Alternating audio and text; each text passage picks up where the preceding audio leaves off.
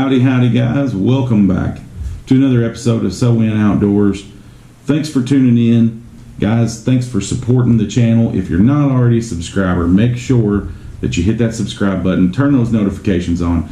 We've got a lot of great stuff coming to you this winter, hopefully more on the water and less in the office. But right now, we're doing a lot of stuff in the office. Tackle prep, getting rods and reels relined and cleaned and ready to go.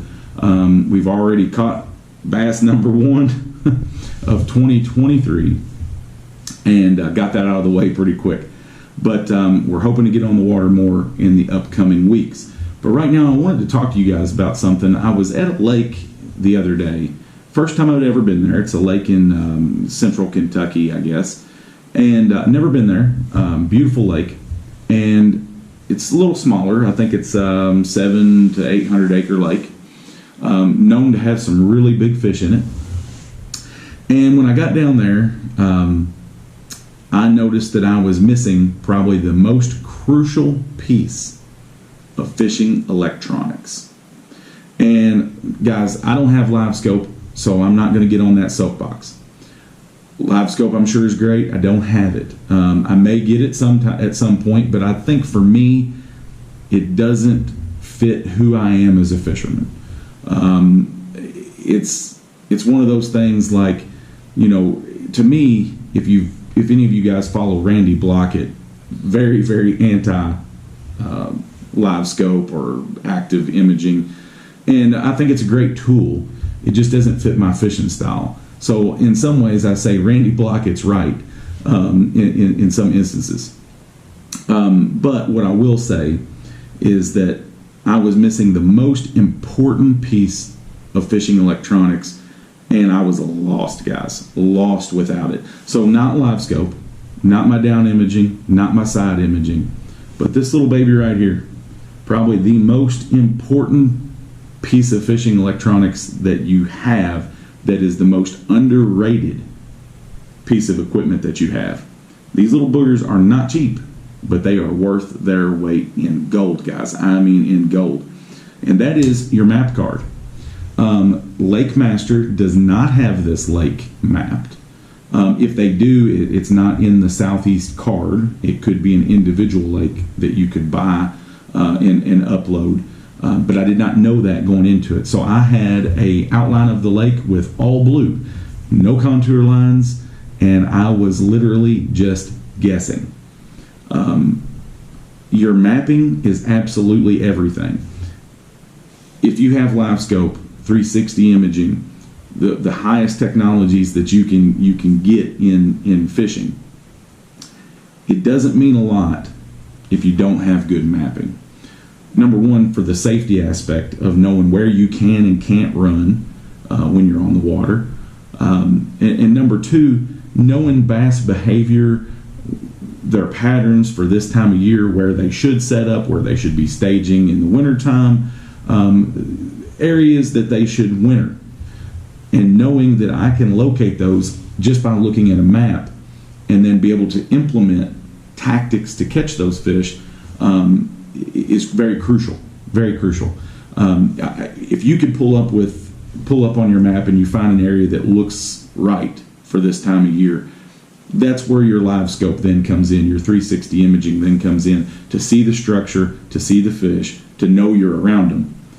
But if you don't even know where to start, then active target, live imaging, LiveScope, whatever you want to call it, Mega Live, means nothing to me. Yeah, I can run over here to these trees and I can look for some fish that are suspended in the trees, or I can run and check a grass line. I can still find ways to catch fish. But knowing where those fish are by seasonal patterns and being able to look at your mapping and really narrow a lake down fast, completely underrated amongst most average weekend anglers. And without this little dude right here, I'm telling you, I am lost. Another great thing you can do is with Lake Master, and I'm sure that Sea Maps and some of the other ones also do the same thing, but having that Google Earth overlay over your mapping is fantastic, to be able to go back and look at a Google Earth imagery from different years. A lot of times it will expose little hidden gems that aren't marked on your mapping, i.e. a roadbed or a stump line or a fence row or something of that nature. And having that option is one of probably, I don't want to say best kept secrets, but it's one of those things that's underutilized. Guys don't use it enough or don't realize how effective that can be, having that Google Earth imagery to be able to actually look and see that lake, and kind of see where it is from year to year. If the lake's 5 feet low, it can expose some things that your mapping is not going to tell you. It's not going to show you that brush pile out off the end of that point. But when you can go look and see it, now you know to go look at that brush pile. Now it's 5 foot under the water. Let's go look at it. If you took my down scan off my boat and you took my side imaging off my boat and you left me with 2D sonar and mapping, then I promise you, you can still go catch fish. I have guys all the time say, man, I wish I could get LiveScope. I can't afford LiveScope. I'd love to have it. Hey, I get it. It is not cheap. It is expensive. I don't have it. It's not so much of a cost thing. I mean, yeah, I could spend the money and get it. It's one of those things is, can I justify it? Can I justify that cost? I can't, at least not now. I can't justify that expense. But the 360 does help me get that 360 degree view of structure.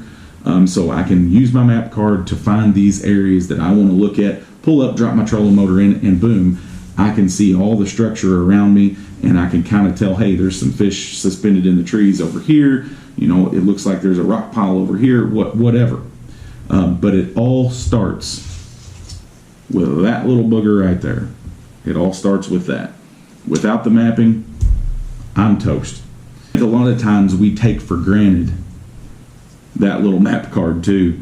You just don't really think about how much you use your mapping when you're out on the water. You get so caught up in seeing the fish, looking at the fish, finding the structure, that a lot of times you forget that the first thing you do when you pull up to a lake is you pull your map up and you're saying, hey, it's the second week of March. These fish should be pulled up in staging areas in the mouth of spawning pockets or just inside spawning pockets. So now we were looking for secondary points without running around the entire lake and looking and seeing and saying and graphing and saying, okay, this has got the right depth range. That map will tell me that in just a few seconds.